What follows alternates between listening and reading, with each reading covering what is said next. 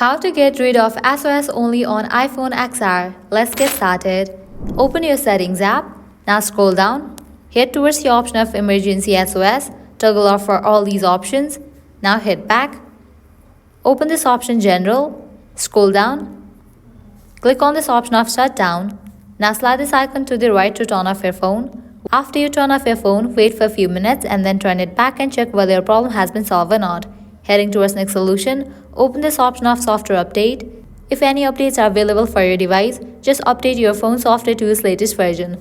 Likewise, head back, scroll down, open this option Transfer or Reset iPhone, click on Reset Network Settings. Now type in your passcode over here and continue with the process. Heading towards very last solution, you have to first restart your iPhone. For that, press and quickly release the volume up button, press and quickly release the volume down button, press and hold the side button. When the Apple logo appears, release the side button. Once you apply all these solutions, your problem will be fixed. So this is how you can get rid of SOS Only on iPhone XR. At the end, if you guys find this video helpful, don't forget to like, share and subscribe to our channel. Thank you.